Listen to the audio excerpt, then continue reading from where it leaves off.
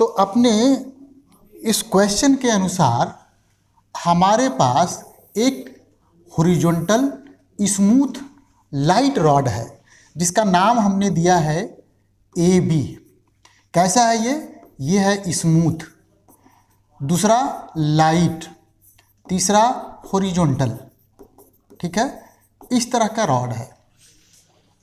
इस रॉड के एंड ए से एक स्लीव जिसका मास है m ये जुड़ा हुआ है और जोड़ने के लिए हमने एक स्प्रिंग लगाया है। ये स्प्रिंग कैसा है? ये स्प्रिंग वेटलेस है, मतलब आइडियल स्प्रिंग है और इसका जो नेचुरल लेंथ है वो L0 के बराबर है और इसका स्प्रिंग कांस्टेंट जो है वो K के बराबर है। अब क्वेश्चन ये कहता है कि मैं एक वर्टिकल एक्सिस लेता हूँ जो A से ऐसे पास होके जा रहा है। इस एक्सिस के अबाउट मैं अपने इस इंटायर सिस्टम को धीरे धीरे ऐसे हॉरिजॉन्टली ऐसे रोटेट करते हुए, है ना, एंगुलर वेलोसिटी ओमेगा नॉट तक लेके जाता हूँ। तो ऐसा करने में हमें कितना वर्क करना पड़ेगा? ठीक है, तो क्वेश्चन देखो बहुत सिंपल है। अब हम लोग इसको एनालाइज करना स्टार्ट करते हैं, है ना। देखिए हम इसको कैसे एनालाइज करते हैं।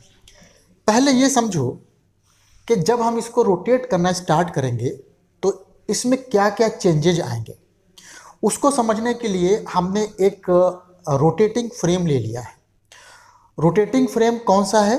वो ऐसा फ्रेम है जिसका एंगुलर वेलोसिटी, है ना, इस सिस्टम के एंगुलर वेलोसिटी के बराबर है। और मान लो कि उस फ्रेम का जो जेड एक्सिस है इस वर्टिकल एक्सिस से कोइंसाइड करता है। तो जब हमारा ये सिस्टम मान लो ओमेगा के एंगुलर वेलोसिटी से किसी मोमेंट पर रोटेट कर रहा होगा तो अपने इस रेफरेंस फ्रेम में हम ये पाएंगे कि इस पर, इस डायरेक्शन में एक सेंट्रीफ्यूगल फोर्स लगेगा। इस सेंट्रीफ्यूगल फोर्स की वजह से ये आगे मूव करने की कोशिश करेगा। जब ये आगे मूव करने की कोशिश करेगा तो ऑब्वियसली अपने इस स्प्रिंग के लेंथ में एलोंगेशन आएगा और उस एलोंगेशन की वजह से इस पर इधर की तरफ एक फोर्स लगेगा। कौन लगाएगा? स्प्रिंग लगाएगा। किस पे लगा रहा है? स्लिप पे लगा रहा है। कितना लगाएगा? सिंपली K इंटू एक्स के बराबर, जहाँ x हमने मान लिया है एलोंगेशन। किसका एलोंगेशन? स्प्रिंग का। ठीक है, तो यहाँ तो हमको क्लियर हो गया कि जैसे जैसे हमारा सिस्टम रोटेट करना स्टार्ट करेगा तो हमारे स्प्रिंग में एलोंगेशन आएगा, अपना स्लीव का कुछ काइनेटिक एनर्जी आएगा। दूसरी बात समझिए, हम चले आते हैं इस पार्ट में। इस पार्ट में देखो अपना जो रॉड है वो बिल्कुल लाइट है। अच्छा, लाइट का मतलब होता है मासलेस, है ना। क्योंकि इसका मास नहीं है तो इसमें किसी तरह का कोई भी काइनेटिक एनर्जी नहीं आएगा। तो फाइनली हमारे पास क्या हो गया कि जो भी हम वर्क करेंगे, अब ध्यान दीजिए यहाँ पे एनर्जी कंजर्वेशन प्रिंसिपल लगा रहे हैं हमने जो भी वर्क किया उसका कुछ पार्ट स्लीप के काइनेटिक एनर्जी में बदल गया और बाकी बचा हुआ पार्ट अपने स्प्रिंग के, है ना, एलोंगेशन की वजह से इसमें पोटेंशियल एनर्जी के रूप में स्टोर हो गया। तो हमको क्या करना है? हमको बेसिकली इन्हीं दोनों एनर्जी को फाइंड आउट करना है, उनको सम कर देना है, वही हमारे वर्क डन के बराबर हो जाएगा।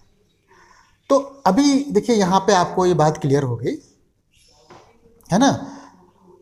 अब हम इसको सॉल्व करना स्टार्ट करते हैं। तो अभी मान लो, सपोज करो कि इसकी वेलोसिटी हो जाती है v। तो हम लोग तो जानते हैं कि v इक्वल्स टू हो जाएगा ओमेगा नॉट इंटू आर के बराबर। अब थोड़ा सा देखिए r बदलेगा।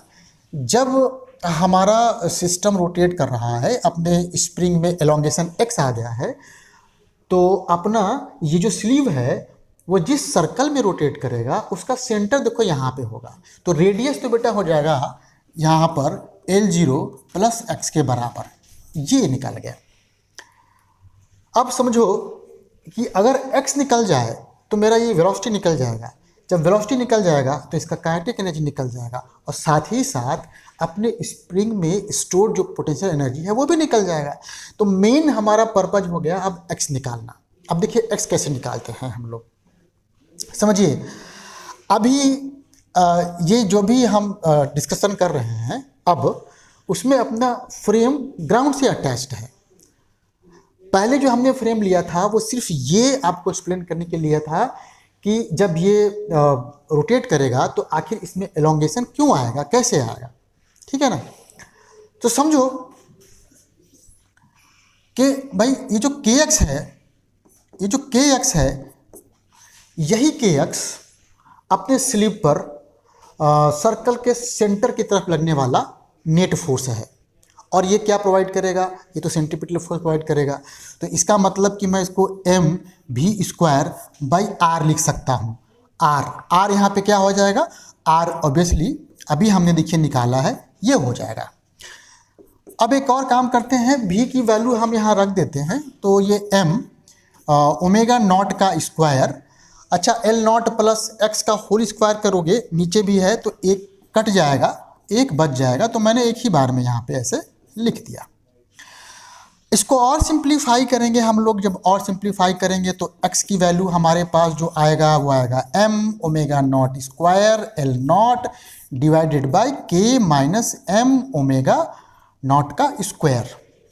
देखो x आ गया, मतलब हमको वेलोसिटी यहाँ निकालने के लिए जितना भी इंफॉर्मेशन चाहिए था वो मिल गया। अब मैं क्या करूँगा, हम तो तब से डिस्कस करते आए हैं कि जो भी वर्क एक्सटर्नल एजेंट अपने इस सिस्टम पे करेगा वो अपने स्लीप के काइनेटिक एनर्जी में और स्प्रिंग में पोटेंशियल एनर्जी के फॉर्म में यहाँ पे जाके स्टोर हो जाएगा। अब देखिए मैं आगे यहाँ करने के मूड में नहीं हूँ, क्योंकि आपको सब कुछ पता हो गया है, आपको सिर्फ वैल्यू रखना है। हाफ मैं ये फाइनल वैल्यू दे रहा हूँ। अच्छा v को आपने क्या लिखा था, ओमेगा नॉट, है ना, और ये ब्रैकेट में, हाँ ओमेगा नॉट ब्रैकेट में L0 प्लस एक्स, और x की वैल्यू हम लोगों ने निकाल रखा था m omega naught square L not divided k minus m omega naught का स्क्वायर, इतना, इसका होल स्क्वायर हो गया, यहाँ m छूट गया था, देखिए m हो गया, प्लस हाफ k, वापस से आप x रखो तो m omega naught square L not upon k minus m omega naught square का होल स्क्वायर। एक बार मैं चेक कर लेता हूँ कि x की वैल्यू प्रॉपरली हमने रखा है कि नहीं। तो x की value m omega naught square L not, हाँ ठीक है। तो यहाँ से अब आप इसको सिंप्लीफाई कर देंगे, जो भी आएगा वो आपका फाइनल रिजल्ट आ जाएगा।